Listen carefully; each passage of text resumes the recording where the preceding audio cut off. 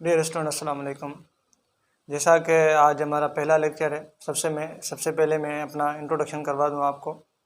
This is Zahid Ali, MPhil scholar from Mehran university. So मैं आप सबको वेलकम करता हूं यूट्यूब चैनल पे जो साइंस बाय नज़ीर है। तो वहाँ पे आपको सर नज़ीर साहब ने बताया था कि हम पीएचडी जीएसटी की तैयारी के लिए मैथमेटिक्स का कोर्स सिलेबस स्टार्ट करने वाले हैं। तो वही मैथमेटिक्स में आपको पढ़ाऊंगा इंशाल्लाह। कोशिश करेंगे जितनी भी हमें मैथ्स आती है, बेसिक जो कॉन्सेप्ट्स हैं मैं आपको बताऊंगा इंशाल्लाह, वो आपको हेल्पफुल साबित होंगे। अगर आपने जिस दोस्त ने भी यूट्यूब चैनल सब्सक्राइब कर दिया है तो वो तो ठीक है, जिस दोस्त ने भी नहीं किया तो वो बड़ा मेहरबानी वो चैनल सब्सक्राइब कर दे और दोस्तों तक ये इन्फॉर्मेशन पहुँचाए, ताकि सबसे ज़्यादा से ज़्यादा दोस्तों तक ये इन्फॉर्मेशन पहुंच सके। क्योंकि अभी इस हालात जो है वो कोविड का सिस्टम चल रहा है और फिज़िकली क्लासेस बहुत कम ही हो रहे हैं, बहुत कम ही सेंटर पे ये मैथमेटिक्स का सिलेबस पढ़ा रहे हैं। तो आप हमारा तो कोई कुछ ज़्यादा ही नहीं है, ना ही हम आपसे कोई फ़ीस चार्ज कर रहे हैं। तो अच्छा होगा कि किसी दोस्त तक ये इन्फॉर्मेशन पहुंच सके और बहुत सारे दोस्तों तक ये इन्फॉर्मेशन पहुंचेगी और वो भी इंशाल्लाह इससे फ़ायदा हासिल करेंगे। तो आज हम जो पढ़ रहे हैं वो है परसेंटेज। क्या? परसेंटेज।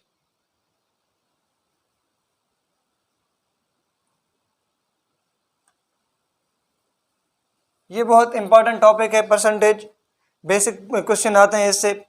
बहुत सारे बच्चों को ये परसेंटेज आती नहीं, परसेंटेज का पता नहीं, कैसे परसेंटेज निकालेंगे, किस तरह परसेंटेज होती है। सबसे पहले आप इसको ये सुन लें, पर और सन, परसेंट। ओके, पर मीन्स आउट ऑफ, और दूसरा है Saint.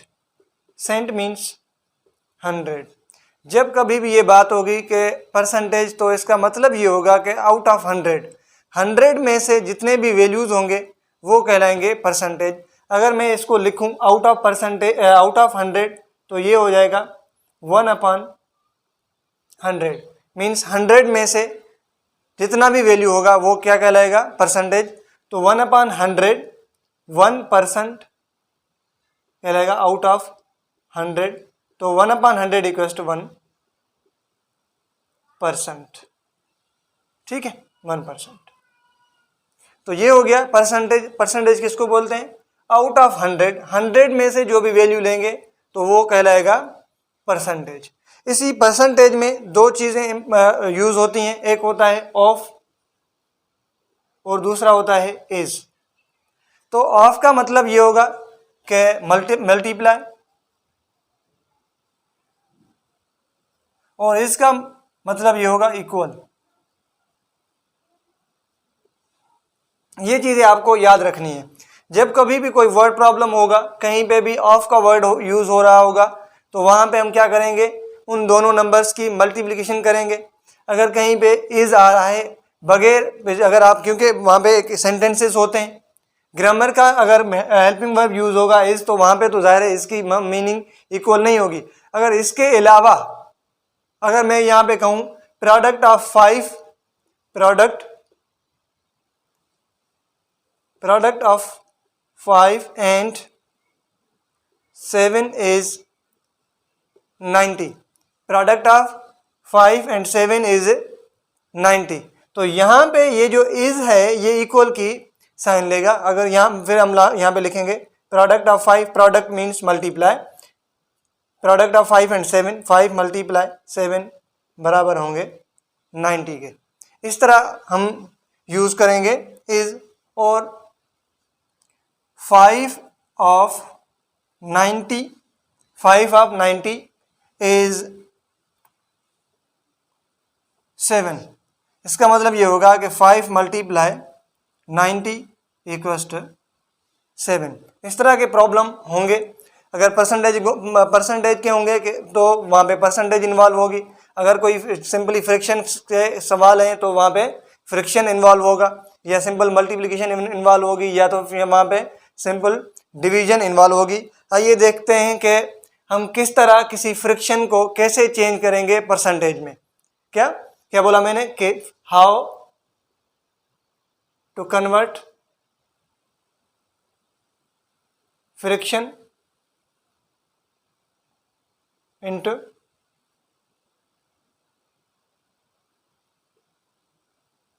Percentage. How to convert friction into percentage. आइए, एक फ्रिक्शन है हमारे पास 1/4। एक फ्रिक्शन है क्या 1/4। सो 1/4 को हमें कन्वर्ट करना है परसेंटेज में, तो कैसे कन्वर्ट करेंगे। सबसे पहले जो पहली चीज़ बेसिक चीज़ है वो इम्पॉर्टेंट है, जो आपको याद रखनी है कि हर मर्तबा जब भी कभी किसी फ्रिक्शन को, किसी वैल्यू को, किसी नंबर को हम परसेंटेज में कन्वर्ट करेंगे तो डिनोमिनेटर में ये कहलाता है न्यूमरेटर, और ये होता है डिनोमिनेटर। जब कभी भी किसी नंबर को, किसी फ्रिक्शन को, किसी डेसिमल को हमने कन्वर्ट करना होगा परसेंटेज में, तो इम्पॉर्टेंट और अहम चीज़ ये होगी कि डिनोमिनेटर में हमें 100 लाना है। और भी जितना भी कोई वैल्यू इंक्रीज हो रहा है, बड़ा हो रहा है, तो भले बड़ा हो, लेकिन ज़रूरी ये है कि 100 हमें डिनोमिनेटर में चाहिए, अपान में 100 चाहिए, वरना परसेंटेज में वैल्यू कन्वर्ट नहीं होगा। कोई नंबर परसेंटेज में कन्वर्ट होगा ही नहीं, परसेंटेज होगी ही नहीं। तो यहाँ पे है 1/4। तो अगर इसको हमने परसेंटेज में लाना है, इट मीन्स कि हमें अपान में कुछ ना कुछ वैल्यू चाहिए। अपान में कितना वैल्यू चाहिए 100 चाहिए। तो कैसे इसको कन्वर्ट करें, तो हम यहाँ पे क्या करेंगे, multiply and divide, multiply and divide with 25। मैंने क्या किया 1/4 के साथ एक नंबर मल्टीप्लाई किया। कौन सा नंबर 25 को मल्टीप्लाई भी किया और डिवाइड भी कर रहा हूं। तो मैं क्या करूंगा, इससे होगा क्या, फायदा क्या होगा। अब मैंने यहाँ लिखा है मल्टीप्लाई एंड डिवाइड।